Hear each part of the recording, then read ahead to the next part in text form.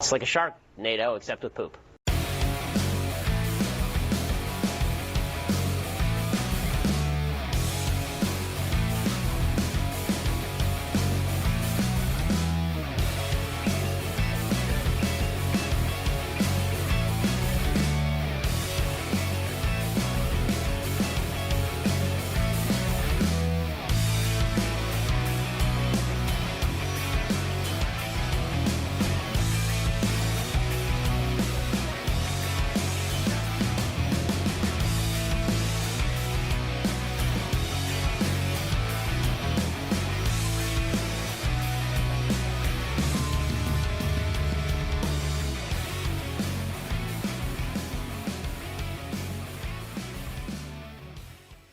Around the nation, Waldorf Nation. Hey, everybody, welcome to the show.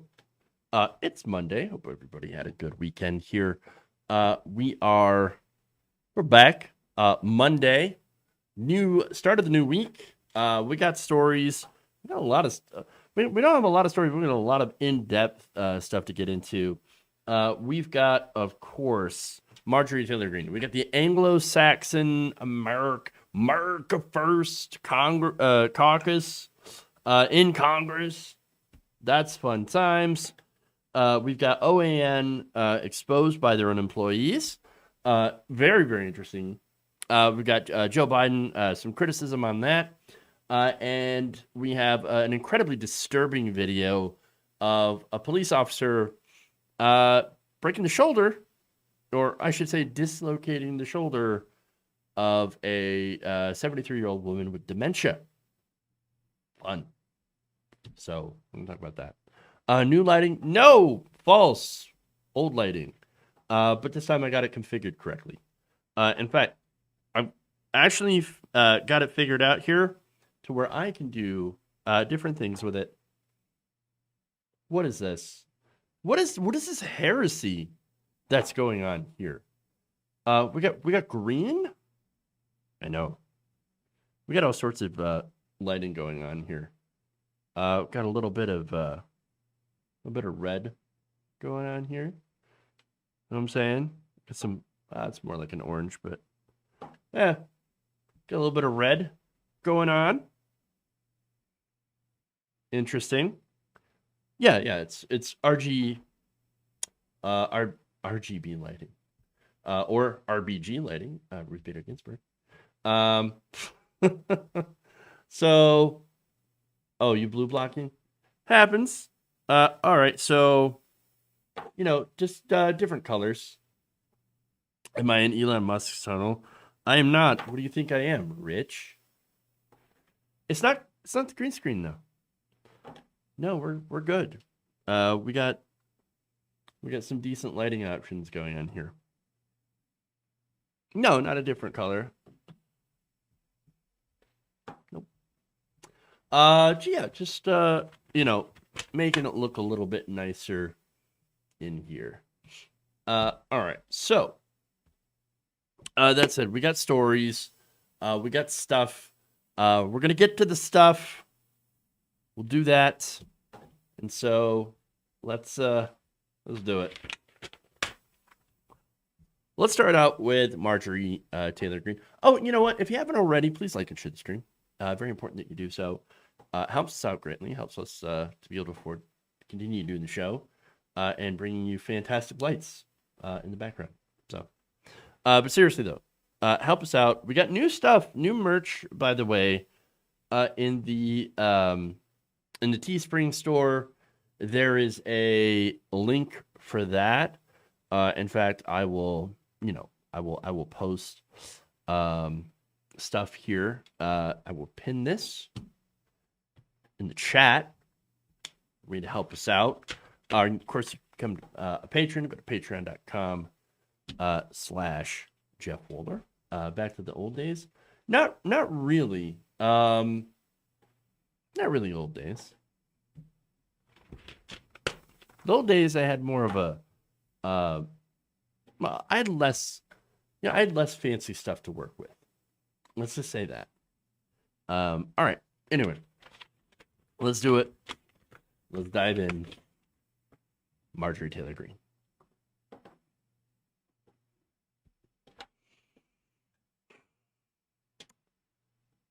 Marjorie Taylor Greene, the QAnon congresswoman, recently paired up with a bunch of other far-right congresspeople to create something called an America First Caucus. Yes, the America First, which is supposed to be based on uniquely Anglo-Saxon political traditions. That's very interesting. What does that even mean? All right, well, we'll get into it here. But first, how do we find out about this? Well, Punchbowl News obtained a flyer that promoted the new caucus and was confirmed by her office on Friday. So pay attention to the timing of this, because first, it starts out, yeah, we got this flyer, and then, and then the story changes. Now the flyer, what this does is, like Marjorie Taylor Greene, pushes a bunch of nonsense conspiracy theories. One of them is about election fraud, election integrity. And then, more importantly, more troublesome, is the idea that they are pushing this great replacement theory. That's what it is. And saying that mass immigration poses a threat to, quote, the long-term existential future of America as a unique country with a unique culture and unique identity. So this is definitely pandering to the far right. For me, the whole idea of like the replacement stuff is absolutely ridiculous. But even saying that, I can't believe immigrants are going to go and destroy our unique culture. Imagine being so stupid, so historically inept, so ignorant of American history to believe that our unique culture could be ended by immigration. Our culture is actually a result of immigration. I don't know if you know that. America's always been at its best when we've taken good ideas from other places and implement them here and integrate them into our own. That's kind of what we've done. We've taken things from all over the world, and actually we should take other things from all over the world and integrate it into our own country. For example, universal healthcare. That'd be a fantastic idea to take from another country, or pretty much every other industrialized country in the world, take universal healthcare and actually make sure that every man, woman, and child has healthcare guaranteed. That'd be a great idea. But of course, you can see that no, since that is apparently a foreign idea, we're never going to do it here as long as these people are in charge. And so, the right wingers and the lobbyists and the pharmaceutical companies and the big donors that pay them. So now, that said, as far as our unique culture, again, we like to choose the best ideas and kind of roll with them and allow everyone to be themselves, to work together for common cause. That's kind of what this country is supposed to be about. That truly does make America great, having all these different points of views. But with nativists like this, who aren't even native, they really prevent our country from taking the best ideas from other places and bringing them together and picking and choosing the best out of the rest of the world to make our country a more perfect union. Again, nativist people who are not native, they're not indigenous. They have the gall to sit and talk about illegal immigration. Bitch, we live on stolen land. Okay, simple as that. We live on stolen land that has come to be home for people with, from all over the world, freely exchanging ideas, cultures, food, religion, etc. We have an incredibly long history of immigration, but to go along with that, of course, we also have an incredibly long history of racism and nativist sentiment. Marjorie Taylor Greene is the longest, and Donald Trump and the rest of the Republican Party that agrees with this stuff on the far right. They're just another long line of people who have been using the same kind of rhetoric for centuries, basically. Now, a spokesperson for Green, Nick Dyer, was not happy about this, okay, about the draft being leaked out to the press, but did confirm to CNN in a statement that plans were in the works to form this America First Caucus, which would be announced to the public very soon.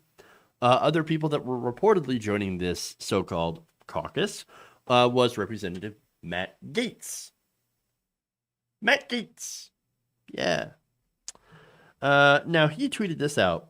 I'm proud to join Marjorie Taylor Greene in the America First Caucus. We will end war, stop illegal immigration, and promote fair trade that is fair to American workers. The Republican Party actually stands for none of those things, so good luck with that. And look, good luck with stopping illegal immigration. Walls don't work. If somebody wants to get in to this country, they're going to find a way. And I actually don't see a problem with that. Honestly, most people who come here just want a good job. They want a good chance at living. They want to get away from massive poverty. They want to start over someplace where they're not persecuted. And so I'm totally fine with that. I don't see a problem with that.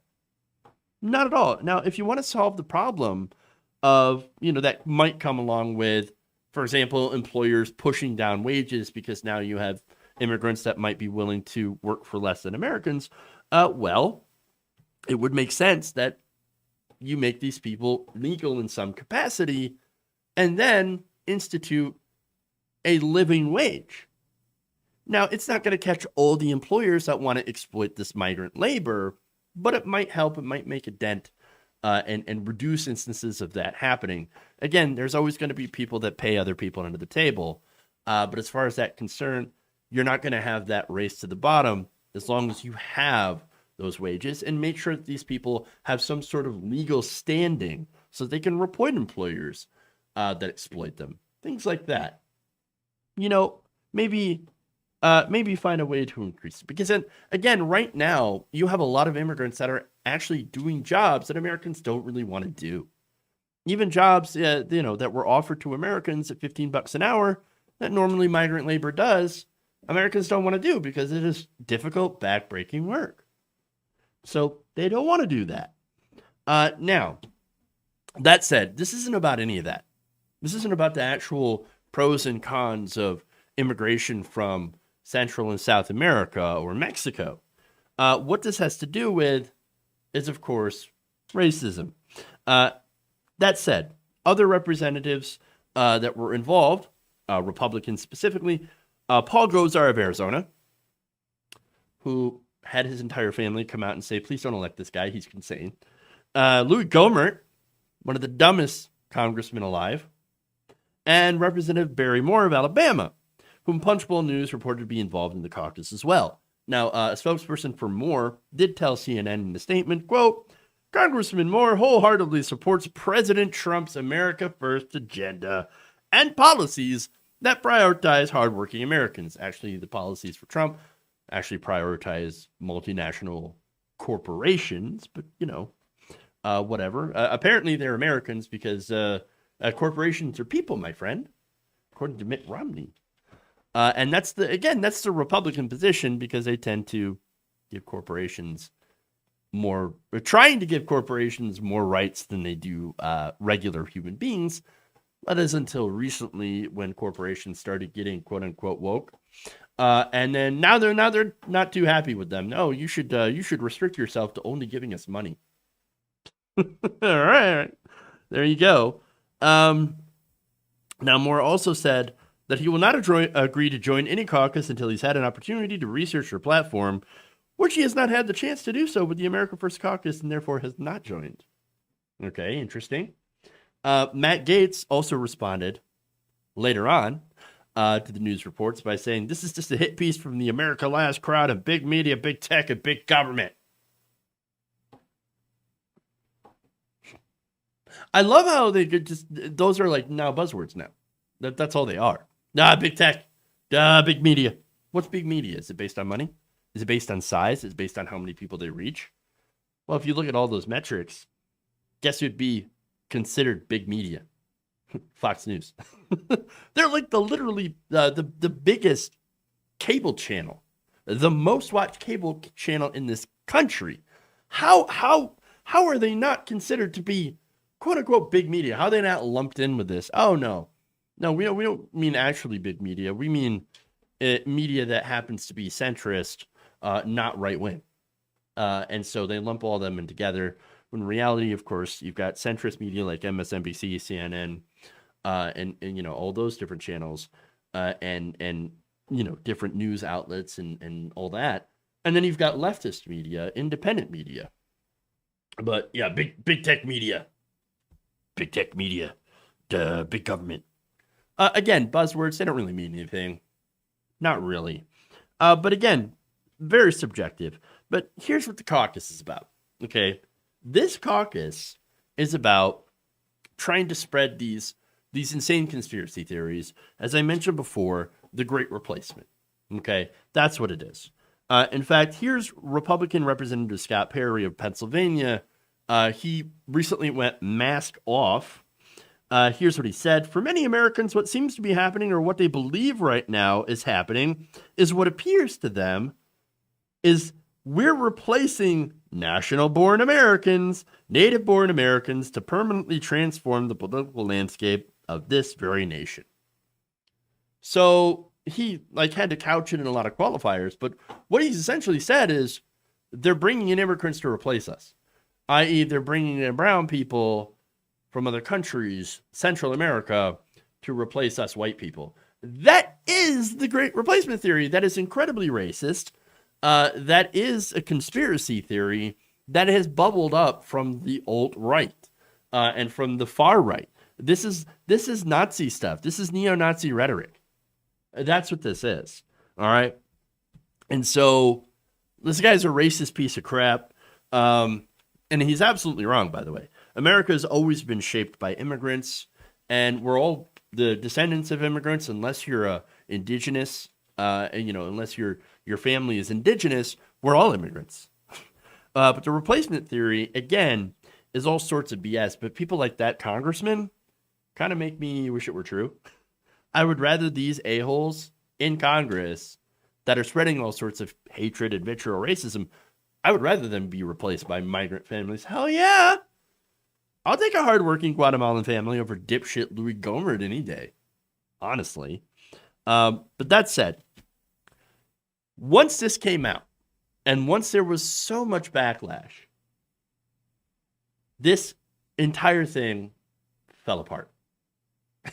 It's true. And of course, after this got criticized and has fallen apart, you can guarantee that they're going to talk about this in the relation to cancel culture, because that's what they do. All right. That's what's going to happen here. Okay. That said, Marjorie Taylor Greene spokesman Nick Dyer then on Saturday said in an email to CNN, Greene does not approve of the language and is not launching anything. On Friday, he said, oh yeah, we're going to launch something very soon. The America First. And then later on said, after the backlash, no, I don't approve. Nope, nothing. Fake news. And look, it's not just backlash from liberals, from progressives, that has caused the, backpedaling from Marjorie Taylor Greene, but also the entire Republican Party almost. In fact, here's Kevin McCarthy, your House Minority Leader. So very high up Republican here. Here's what he tweeted on Friday when the news broke. The Republican Party is the party of Lincoln and the party of more opportunity for all Americans, not nativist dog whistles. Kevin, have you talked to your base at all? I mean, probably not, because Republicans don't really give a damn about their base, but it is kind of what it's about. When you drill down into what is actually holding the Republican Party together, a lot of it's racism. And that's it. Peddled by the elite to blame powerless immigrants for the failures of essentially global capitalism. A working class that is fighting each other for scraps is not going to fight against the people that are actually taking all the wealth. Sorry.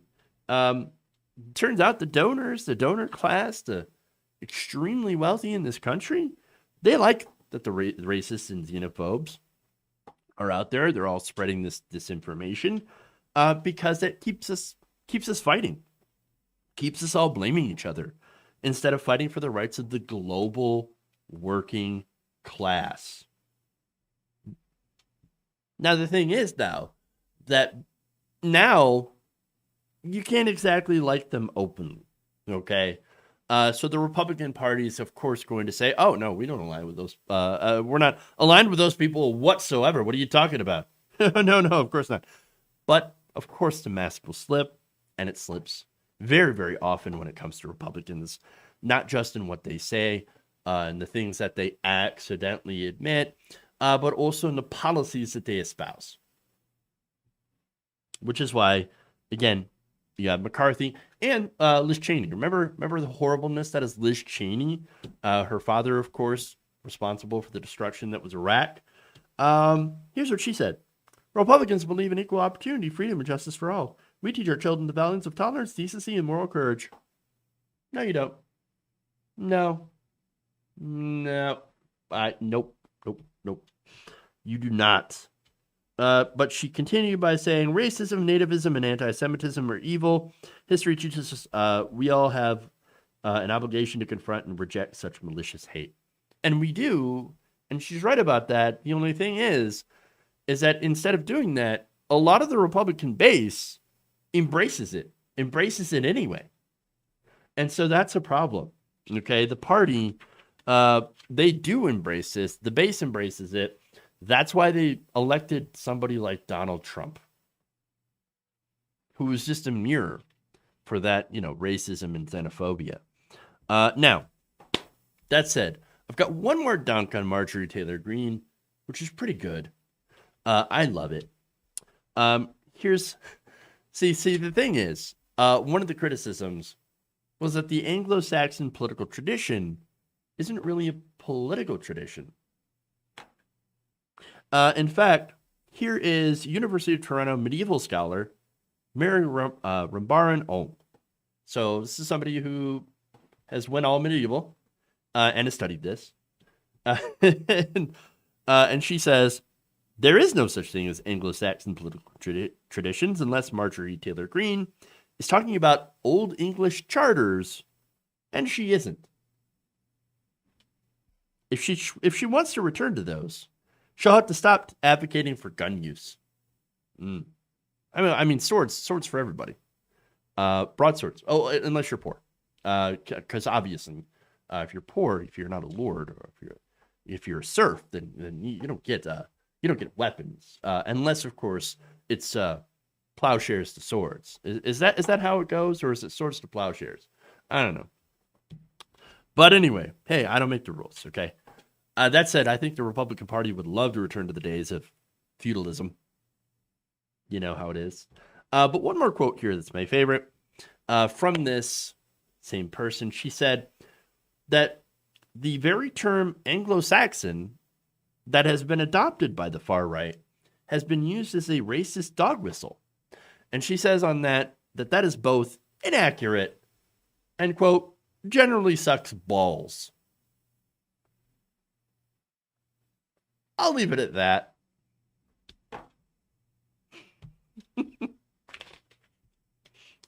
Can't disagree. Longbows for the peasants, swords for the nobility. Oh, is that how that works? I'm terrible with the bow. I can't hit the broadside of a barn. Not with a bow. More of a tanky kind of person anyway. I roll tanks in all my video games. I don't think I'd be very good at it. But anyway, okay. Moving on. Let's go to the next story.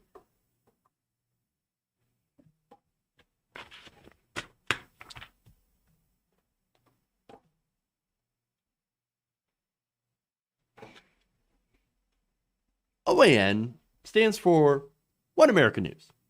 And they're one of the networks that boasts about being further right than Fox News. And thanks to discontent about Fox News, apparently they're too liberal for some Trump supporters, they have been growing. They've actually got a pretty big presence, on independent media, social media, YouTube. They're incredibly large. And so part of the secret of their success is the fact that they're willing to lie to everybody.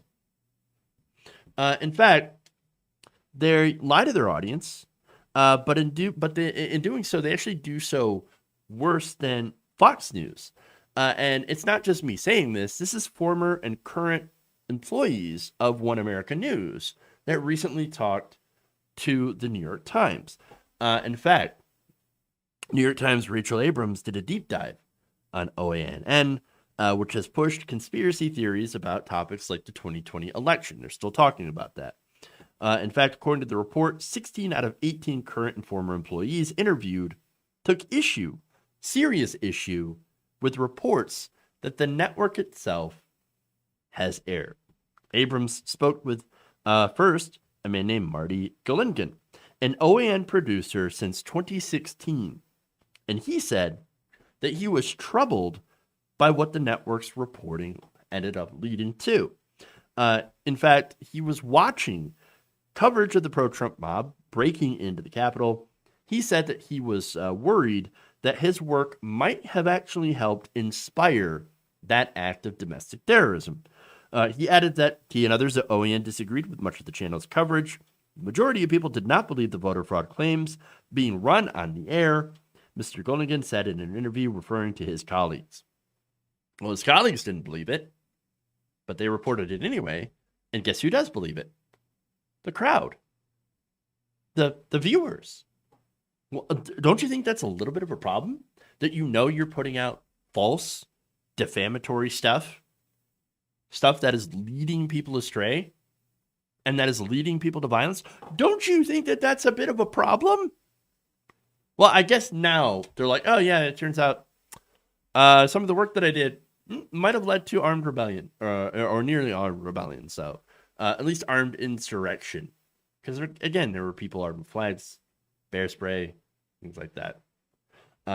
Handcuffs, zip ties, all that stuff. And they were looking to do some serious harm. And in fact, they did. Turns out, breaking news, Officer Brian Sicknick, who was attacked by the mob, has just passed away. So, but hey, back to blue, right? Now, there's more. He also recalled, this is Mr. Galingen still, seeing a photo of somebody in the Capitol mob holding a flag emblazoned with the OAN logo. I was like, oh, that's not good. That's what happens when people listen to us. You think? Hell, man, that's what happens when people listen to us. They take up arms against the government. That's why maybe they shouldn't listen to us, because all we're doing is just, spreading disinformation. But the money's just so good. So here's the thing. Us on the left have been talking about rhetoric for a long time. What kind of rhetoric, what kind of information you put out, what kind of platform do you have? We've been saying this a lot about conservative media, how their lies and BS would lead to things like this possibly happening. It turns out, hey, we were right. Weird how that turns out. Very strange. But here's the thing. It's not just conservative propaganda. It's not just conservative media. It's just straight up far right nationalism. It's nationalism and complete and utter lies. But there's more. Another former OAN news producer, Alicia Britton, said that she was one of more than a dozen employees who had left OAN after the January 6th riots. Golnigan even told the Times that some of the network were secretly hoping for a Dominion lawsuit, and said things like this, quote, "This is insane, and maybe if they sue us, we'll stop putting stories like this out." Stories like what? Let me give an example here. According to the network, there's still serious doubts about who is actually president, according to OAN correspondent Pearson Sharp. Now, if this was during the tumultuous couple of days following the election, where some states were still getting counted, and the counts were incredibly close, and everybody was on edge and pins and needles. Okay, I could get that. That, I mean, still kind of a stretch. But hey, I could see how some conservatives could be like, there's still a chance. There's still a chance Trump could pull this one out. Well, that wasn't then. No, this was dated. This report aired on March 28th, 2021. Oh, man, still serious doubts about who's president. They don't even call Biden president. They refer to Trump as Mr. President, but they do not refer to Biden as, Mr. President. Even President Biden, oh, look, I know I would be like, oh, Trump this, Trump that. But then I would also be like, oh, President Donald Trump when I would open up a segment. They're like, no, we're going to not say that at all. We're not going to admit that Joe Biden is the president because, well, that would counter our narrative that we were selling to our viewers. And understand, of course, the only reason that they're selling it to the viewers is because that's what the viewers want. That's what they want to hear. It's just this big, bubble, echo chamber. It really is insane. And so there's that. Now, OAN has also promoted the debunked theory that rioters who stormed the Capitol were members of Antifa. Toward the end of a March 4th news segment that described the attack as the work of Antifa and anti-Trump extremists, even though there's no evidence, and in fact, that all the credible everyone has come out and said, yeah, we have absolutely no evidence that Antifa was at all linked to the attack in the Capitol. This was pure Trump supporters. That's it. I mean, there's no Antifa. Okay, it wasn't them carrying Trump hats, Trump flags, yelling Trump 2020. And for some, doing years of pro-Trump content, hanging out with Trump fans, doing Trump things online, and echoing Trump. That had to have been like a really, the conspiracy goes deep, okay? So if you believe in these conspiracies, you're predisposed to them. Like, oh yeah, of course, there were Antifa plants in there for the last 4 years at least, probably going back 10 years. And then, if we do that, then if at some point Donald Trump becomes president, then those Antifa people can blame a riot on Trump. This is ridiculous, okay? It's absolutely ridiculous. It's just, I mean, it's the deep rabbit hole, but they all jumped in it. And guess what? The rabbit hole, it works. It works. In fact, in a Reuters Ipsos poll taken last month, about half of all Republicans say they believe that the January 6th attack was largely either nonviolent, which is insane, because, again, totally violent, and or was the handiwork of left-wing activists. About half. This is insane. But again, it's driven by these far-right echo chamber networks. Now, Miss Britton said in an interview, quote, "Many people have raised concerns, and the thing is, when people speak up about anything, you will get in trouble." And so understand that this is being driven by the top, right? At the top of this network. OAN is simply there to make money. And so how do they make money? They make money by making sure that they capture a slice of the audience and tell them, no, we're the only ones that are telling you the truth. Everyone else is lying to you. We're the only ones that are going to tell you exactly what you want to hear, which is the truth. It's truth. Anything you want to hear, that's true. That's true. And that's it. It's a gigantic pander to conspiracy-minded people run by Charles Herring. Now, Charles Herring is the head of OAN, and what he wants to do is just simply cash in on people who think that that Fox News is not right-wing enough or conspiratorial enough, which is interesting. In fact, they not only benefit from the conspiracy theories in the audience, but they also feed into them, and it creates some sort of weird feedback loop. It's really strange. In fact, according to the reports, Assignments that the elder Mr. Herring takes a special interest to are known among OAN staff as something called H stories. Several current and former employees said, the day after Trump supporters stormed the Capitol, Mr. Herring instructed OAN employees in an email, which the New York Times did review, to, quote, report all the things Antifa did yesterday. So when unhinged MAGA supporters invaded the Capitol, this guy, Herring, was like, get me everything you've got on Antifa. Now, the H stories, a lot of the H stories are actually reported by a man named Christian Rose, an OAN correspondent who used to write for the Russian government. In a report in May on the pandemic, Ruse said COVID-19 might have started as a, quote, globalist conspiracy to establish sweeping population control, one that had ties to Bill and Hillary Clinton, George Soros, Bill Gates, and the deep state. Jesus fuck, dude. This is Georgia Guidestones crazy. This is Alex Jones reporting. You see this stuff on InfoWars, and yet, here you go. You've got OAN, a pretty sizable news, so-called news network that is allowing this stuff to get on air. And even the producers are like, this is crazy. This is all bonkers stuff. Why are we reporting this? Why are you...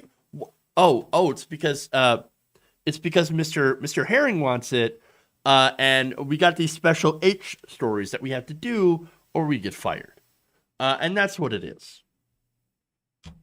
But it gets better. Ms. Britton, the former OAN producer, recalled checking a website that Mr. Rose had cited to back some of his reporting.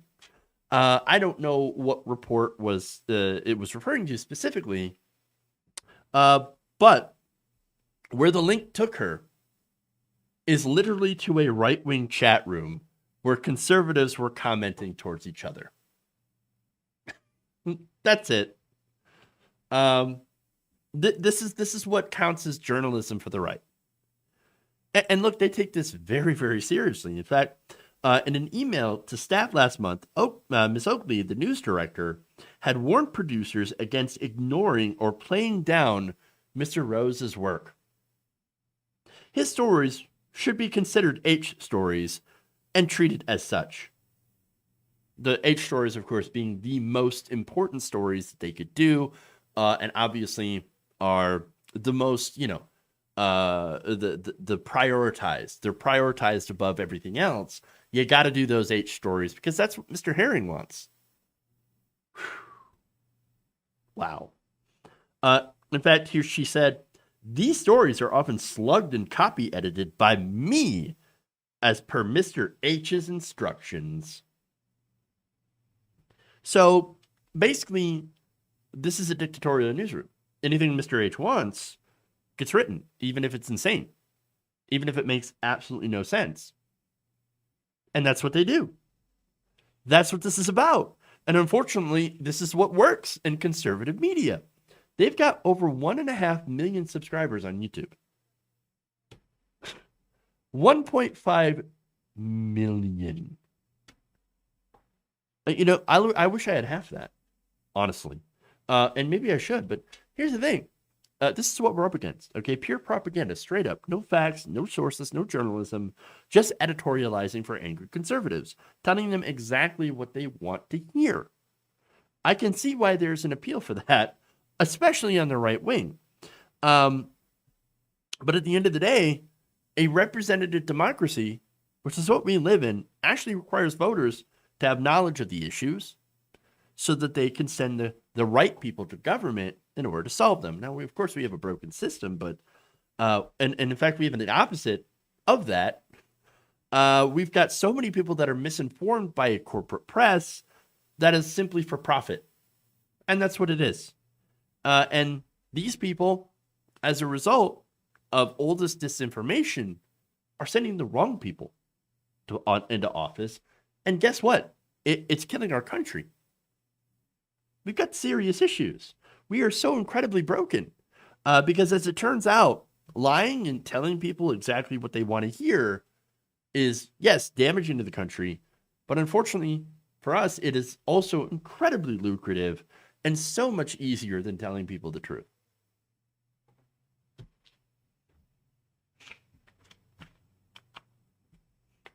All right.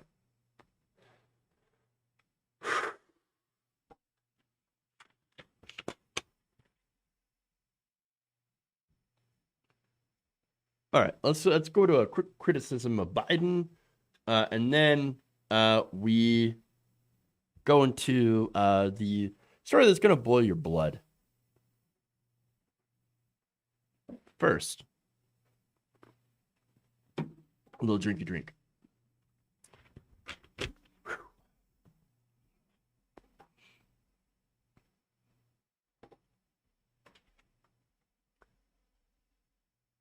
Following the, let me start that again, huh? It appears that President Joe Biden had to backtrack from his previous position following backlash to the news that his administration actually planned to keep the refugee levels at Trump levels. So, according to HuffPost, the White House has faced heavy criticism for leaving Trump's refugee target, only about 15,000 people to be admitted for the entire year, in place. So now 15,000 refugees, that's actually not a lot. And so this had actually ran counter to one of Joe Biden's campaign promises, which, again, doesn't surprise me. Politicians break campaign promises all the time. Nonetheless, he got a lot of pushback. Democrats, refugee groups, and immigration advocates said the decision was misguided and wholly unnecessary. Agreed. They also speculated that it might be political, meant to stymie criticism from the right, that Biden was allowing in too many asylum seekers at the border, even though refugee admissions are separate from border matters.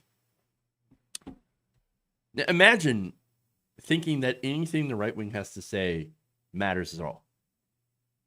They don't. It doesn't. It shouldn't. Come on.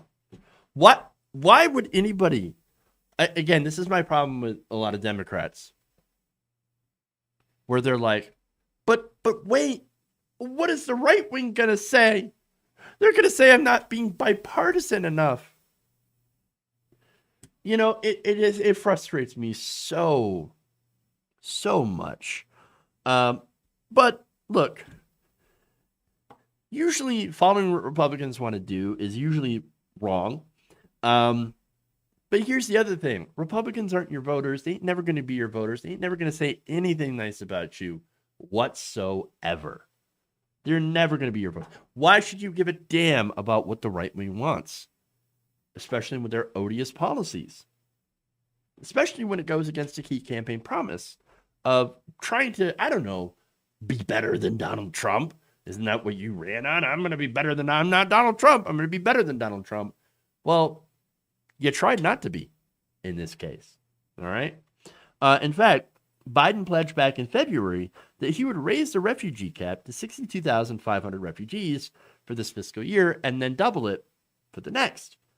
He never did formally sign the directive, throwing the plans of hundreds of refugees that were ready to go, ready to come to the United States and be resettled as part of the refugee program, which, by the way, are not undocumented immigrants. They're massively documented. They're refugees, and to be resettled into the United States. Now those plans are thrown into chaos as a result. So now here's the thing. I know there's a pandemic. I know that Donald Trump gutted, the refugee program. And I know there's been a gigantic surge in unaccompanied minors. I know all of this stuff, but surely we are the wealthiest country on the planet. Surely we can handle some refugees. Which, by the way, we were mandated to take by international law. And we promised to take. You knew this was going to happen. So ramp up. Why didn't you take this time to ramp up the refugees? What is going on? And here's the thing. We can do it. Now, this is handled by the Office of Refugee Resettlement is in the Office of the Department of Health and Human Services. They handle both refugees and unaccompanied minors who are apprehended at the border. Experts in refugee groups say that the ORR can handle both and that there is no need to sacrifice one for the other. So they say, this is Meredith Owen, Director of Policy and Advocacy for the refugee resettlement group Church World Service. The harm caused by the delay cannot be overstated. Thousands of refugees who were ready for travel to the United States last month have seen their medical and security checks start to expire. Again, getting into the United States is not easy, even as a refugee, okay? There are numerous checks that you have to go through. There are numerous things at the border, or even before you get to the point of getting to the border, that you have to have done and set ahead of time. It is not easy to get into this country. And so to see these people have all of this set back majorly, well, that's a huge, huge problem. Huge problem. Now, she added that the United States can and should be resettling refugees and welcoming asylum seekers and unaccompanied children as it seeks to retake the mantle of moral leadership around the world. I don't really give a damn about, the moral leadership. No, I care about doing the right thing. I care about the people, okay? And yes, if you're asking, well, why is it our responsibility? Well, it is because we help destabilize those regions with our drug wars and our constant overthrows of left-wing governments in South America and all the imperialisms that we do, okay? That's why. If we stop destabilizing those places, guess what? There would be less refugees. And if we did something about climate change, because think about this way. The amount of refugees that we're seeing right now is nothing compared to what we're going to see from climate refugees. This isn't hard to figure out, okay? And Biden, understand that Joe Biden is not unique in his awfulness when it comes to foreign policy matters, okay? Every modern American president has continued doing the imperialisms, okay? We are an imperialist nation. Even Bernie Sanders, as much as I love him, would not have a huge, gigantic change from those kind of imperialist policies. He would be better, but we're still an imperialist country. And we are generally not good when it comes to foreign policy. In fact, an example is Biden keeping Donald Trump's ban on certain countries, on refugees from several Muslim countries, countries that didn't have anything to do with, any of the violence against us in the Middle East. Now, it doesn't matter. We're still going to ban those same countries and keep the same ban, even under Joe Biden. It doesn't make any sense. Not only that, but you also get the U.S. military budget, which continues to increase under both Democrats and Republicans to absurd levels every single year, despite the fact that we're supposed to be being part of less wars. So why would we need more money for the so-called defense if we're just going to keep doing, if we're supposed to pull out of wars, why do we need more money? Makes me think that, well, we're going to keep doing more wars, just in different places. Not good. Not good. The only positive that I can see is that after public backlash, Biden eased off a little bit and will go back to raising that number. And I guess that's what you have to do. And it sucks because, yes, you got to be on your politicians 24/7. And yes, that could get them to move. But it might only get them to move just a little bit. And that's still not acceptable. It still needs to be moved. He still needs to be moved to the left on these issues.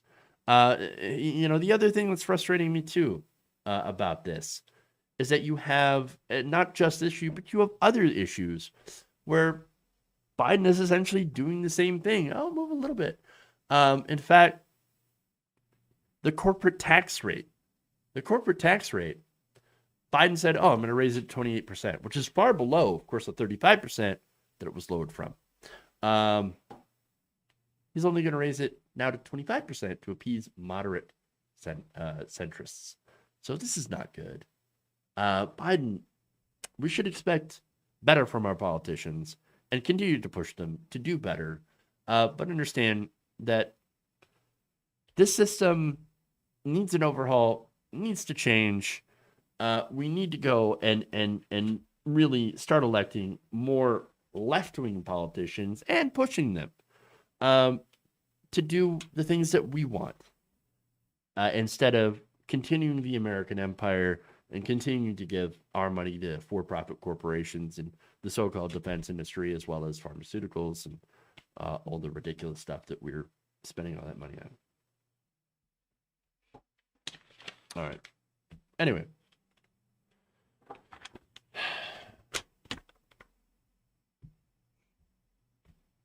What's Biden's reasoning for the war budget? The military-industrial complex must be fed. Always. And it gets fed under every president. Oh. Hold on. I need to fix that.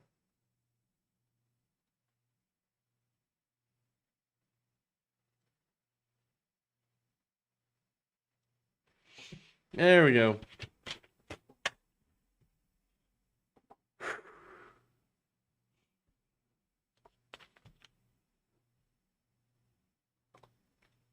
So this next story is incredibly disturbing. So just to let you know.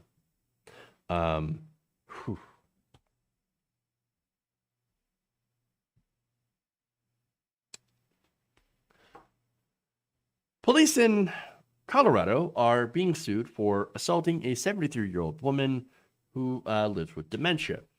So her crime is the only crime really, disrespecting a police officer, not following the police officer's commands, and this stemmed from forgetting to pay $13 for stuff at Walmart. So now the video that I'm about to show you is incredibly disturbing. And so content warning on this. And what it's going to show is Officer Austin Hopp making an arrest of 73-year-old Karen Garner, who you can see from the video, she's not going to understand what exactly is happening around her as she's being arrested. And again, content warning. Here we go. All right, let's stop, ma'am. I don't think you want to play it this way. Ma'am, police, stop. You want to stop with lights on, siren? Stop. You just left Walmart. Do you need to be arrested right now? No. Okay. Let's stop. Come on. Come on. I'm going home.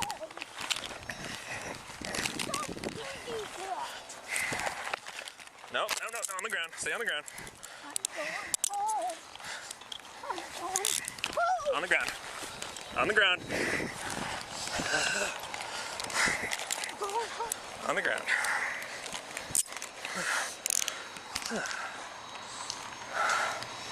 Bravo 242. After a short struggle, she's now detained. Come on.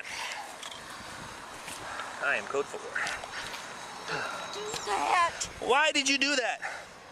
I told you to stop. You don't get to act this way. Come on, stay on the ground. Okay. So, that's incredibly hard to watch. So from what I could see, she did not look like she was there. I think there was some obvious, there's obviously something wrong with her. Okay. And that's not to be ableist. It's just that she didn't seem like she was understanding what was going on. She had no idea what was happening to her. So it had no idea what she was doing wrong. Now, according to the complaint, this would be true. Garner has cortical dementia. Now, this is characterized by the impairment of at least 2 different brain functions, according to the lawsuit. On top of that, she has something called sensory aphasia, which they described as an inability to understand spoken, written, or tactile speech symbols that result from damage to the area of the brain concerned with language. So understand that she could not understand what the police officer was telling her to do. She couldn't really understand, like, I want you to stop. I'm arresting you. Do you understand that you're under arrest for stealing from Walmart, essentially? She couldn't understand. Now, maybe had there been a social worker on hand, well, maybe, they could have understood what to do, because they would have training to deal with people with mental illness. But of course, it gets worse, as it always does. Again, more content warnings. Here it is. Why are you doing this, ma'am? All right. Stand up. I'm not doing anything. Right now you're resisting, which is not going to fly with me. And before that, you tried to steal from Walmart. And they caught you and took the stuff back. I'm not going anywhere. Why are you fighting with me? And why are you trying to slip the cuffs off? I'm going home.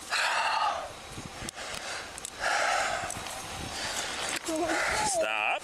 I'm going home. No, you're not. Are you finished? Are you finished? We don't play this game. You understand me? And if you try to kick me, oh, this is gonna be bad.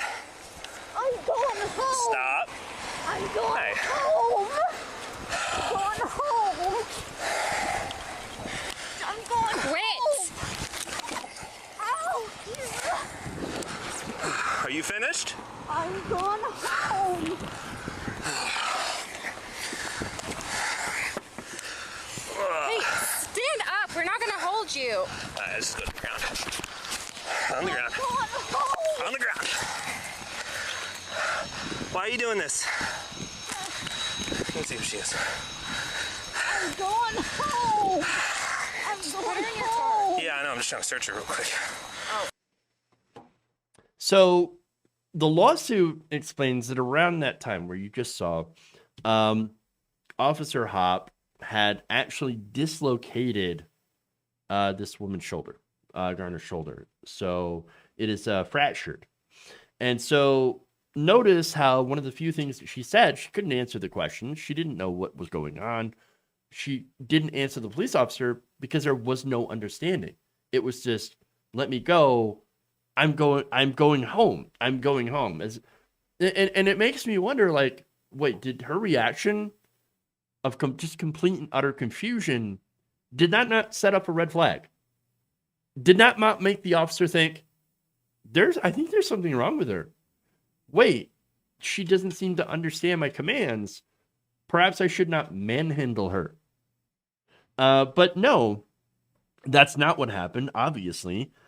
Instead of thinking, hey, we might be dealing with somebody who's mentally impaired. Maybe we should call an ambulance, see what's going on here. No, it's you're resisting, and now I must use maximum force against you to restrain you.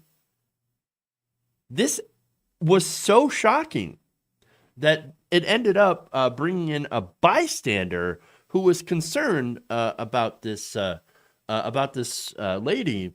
In fact, here's that interaction, which ends with something that is completely and utterly ironic. Take a look.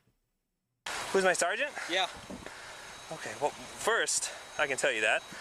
Sergeant Metzler, he's at the police department. You can go talk to him if you have an issue.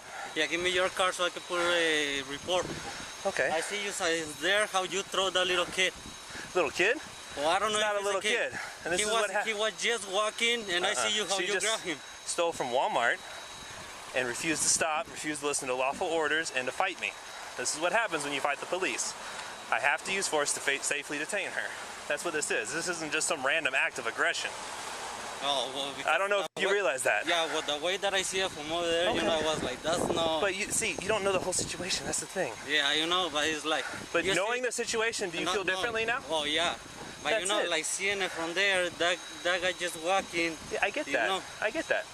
So when I went to go grab her and talk to her, she started running, leaving, pulling away from me, trying to fight me. Well, that's the thing. I didn't see it running, Exactly. So before you go to a snap judgment, you gotta get all the facts. But right here, she wasn't running. I get that. I see her walking right there. You pull over. I gotta deal with this. You hang tight, okay? And that was it. That really aged poorly. Because it turns out the police officer did not know the facts. He apparently did not know that she had dementia, despite signs that something was absolutely wrong. She could not comply with your commands because she couldn't understand them. That's the issue. Okay? And by the way, here's the shoplifting complaint. Okay? According to the complaint, Garner allegedly left a Walmart without paying for $13.88 worth of merchandise. Now, she didn't just go with you. You didn't see, her holding anything. So you think, well, what did she steal? Well, it turns out that she didn't actually take anything. Employees stopped her, took back the items, and then when she offered her credit card to pay for something, they declined. So they just took it back and then called the cops on her. So now it was reported by the complaint that she was unable to communicate with them or understand what was happening, but apparently had enough of a lucid moment to offer her credit card. And yet, this officer came down on her like a ton of bricks after the fact. Because, again, she didn't leave with stolen merchandise. There was no merchandise left to recover. It was already at the store, and they let her go. The people at the store let her go. And so, at the end of the day, there was nothing. There was nothing. But, no, $13.88. You tried to steal from a Walmart, so now we're coming for you. And this entire thing happens. And by the way, the bystander, bless his heart, he came and he was like, wow, that's a problem. She's like 80 pounds. And she, like I said, weighs pretty much nothing. It looks pretty frail and incredibly confused. And none of that stopped this police officer from using maximum force. All told, the lawsuit states that Garner sustained a fractured and dislocated shoulder, scrapes to her face, a bloody nose, contusions to her knees. The lawsuit also states that forgetting to pay for items at a store is one of the most common and well-known symptoms witnessed in elderly persons suffering from dementia. And that's pretty bad. And one more fact makes it even worse. So now this arrest happens, and you've got 3 people involved. You ended up having the police sergeant, Metzler, involved. You also had the partner, Jalali, as well as the arresting officer, Hop. They ended up taking her in and then covering it up.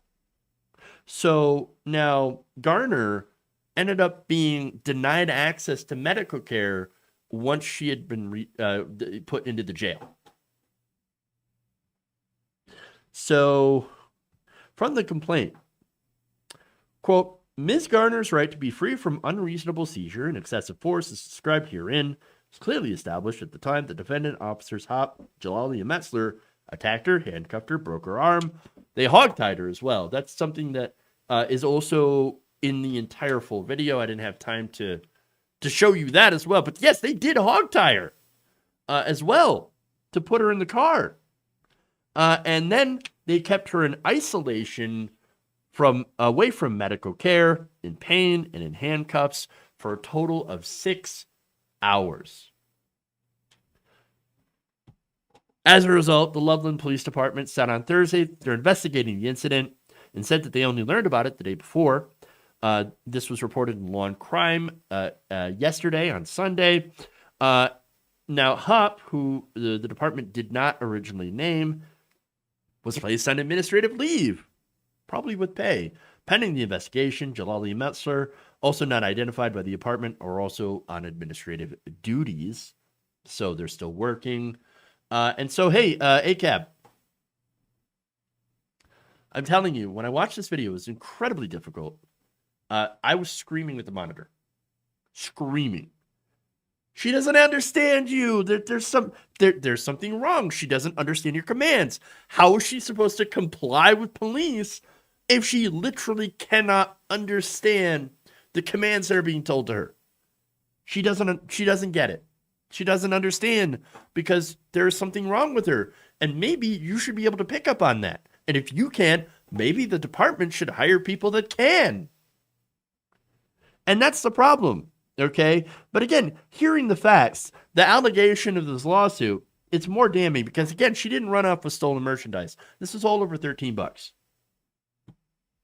And this was from somebody at the store, an employee, that was like, oh, hey, yeah, this old woman, she tried to steal $13 worth of merchandise, and so we're going to call the cops on her. Maybe they realized, or maybe they didn't realize, that she was impaired in some way, and decided to call the cops. I don't know what happened, okay, to precipitate this, as far as the store is concerned and what they should do. Why they didn't try to get a hold of somebody, I don't know, like a mental health professional. Oh, right, we don't have that. We don't have that in this country. Oh, no, the only option is to call the police, which will bust your head in. Jesus. This is why I say, I know it's not popular. I don't give a goddamn. Defund the police. Defund the police. You know why?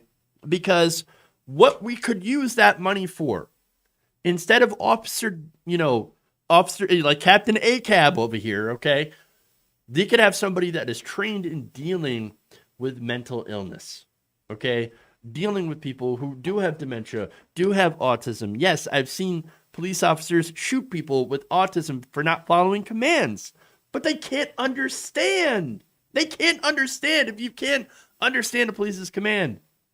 That doesn't give them a right to shoot you, tackle you, or whatever. Oh, ugh.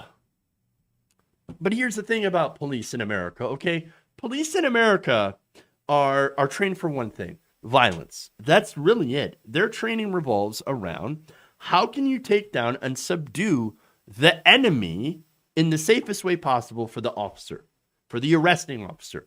Your safety, if you're the one being arrested, your safety is not guaranteed at all. Even if you follow instructions, your life could be in danger. We've seen that with Daniel Shaver, who was shot and killed by police when he was trying to follow instructions. And by the way, if you are unable to follow instructions at for any reason, like you can't hear them, for example, and we've got plenty of them. Dylan Taylor, shot and killed. He had headphones in, couldn't hear the officer. Elijah McClain, special needs, also had headphones in, and then was, of course, he was a unique individual. Let's just say that. Elijah McClain wasn't hurting anybody, ended up complying with police, apologizing. He was killed anyway. He was killed from a ketamine injection because, you're excited delirium. Excited delirium, which actually isn't a real thing. And he's just saying, I'm sorry, I'm just different. I'm just different. Well, it turns out if you're different in this society, if you're deaf or you can't hear, if you have special needs, anything like that, then your life is absolutely in danger, and a police officer is the last person that you want to see. And this woman, she couldn't understand what was happening to her. And that's, and at the end of the day, all she was like, what was happening to her was getting tossed around, manhandled, and she had no idea. She must have been absolutely terrified that this person was assaulting her for no reason. And in fact, here's the thing. I wonder why she didn't have anybody to be with her. It is obvious that, she should not be, out by herself. We need people to look after people like that. But here's the problem in America. We don't have that. And maybe it's because we put more funding into police to crack heads in the military to kill brown people overseas than we do for healthcare and we do for elder care. And that's the thing. That kind of care is not guaranteed in this country. And that's probably the worst part. Maybe her family can't afford to have her with round-the-clock care like she obviously seems to need. And so that gives her the opportunity to, go through and walking, and go into the store and forgetting to pay for something. And, well, that's what happens in this country. We might want to get on to fixing that. Maybe we should defund the Pentagon, use that money for healthcare, defund the police, fund mental health care. I don't know, maybe just a couple of ideas, because whatever we're doing right now doesn't work. It's broken.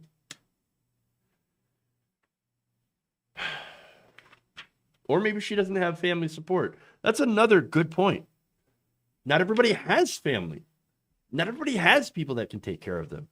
And not everybody has the money to be able to be put into a home or a group home or a group setting or a place where we can take care of them. That is something that's not just endemic to America, by the way, the lack of care like this, but also in other countries, even countries with specialized, like universal health care. Canada has some issues, but undoubtedly we have way more issues than everyone else. And this country seems to be the only one where the police are incredibly brutal, even to a 73-year-old woman. It is absolutely infuriating. It's disgusting, and it has to change. My God, it has to change. Oof. That's such a hard story to do. You know what? Anytime I watch it, I think of my grandma. You know, like I think of my grandma or anybody's grandma. You know, anybody's relative. It could be anybody. We need social programs for singles, not this. I agree. I agree. Absolutely. Man. All right. Before I go, I want to thank some supporters of the show. Y'all are really amazing. Allowing me to do these kinds of stories. Which, it can't be. I'm going to, 100% get demonetized for showing you that video. But it's got to be shown. It has to be shown. And so if you want me to continue to be able to do that stuff, patreon.com/JeffWaldorf. Become a member. Help us out. Lucy, she's not deaf. She has dementia. She's not deaf. But yes, if you are deaf, then absolutely an interpreter. Absolutely. All right. Anyway, let's get to that thing right here. I am looking for.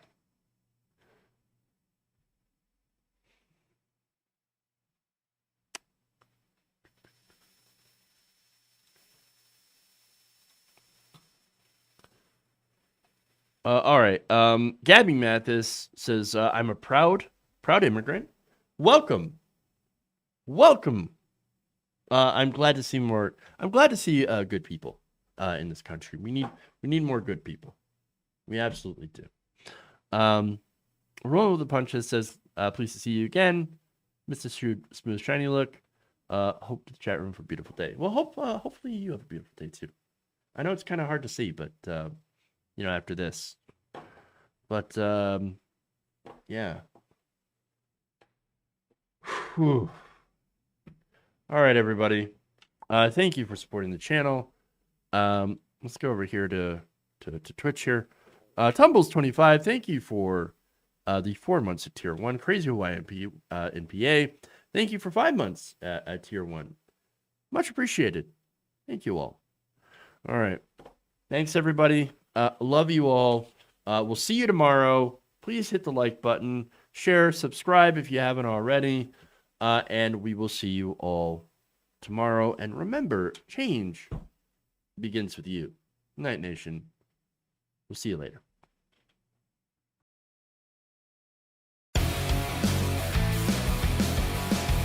It's like a shark, NATO, except with poop. Amazing. Wait, you're getting nervous, man.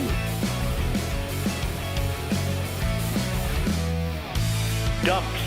Big, massive dumps.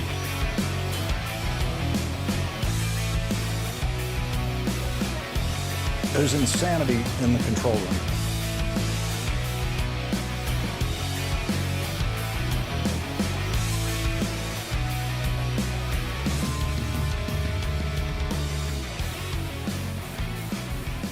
Please clap.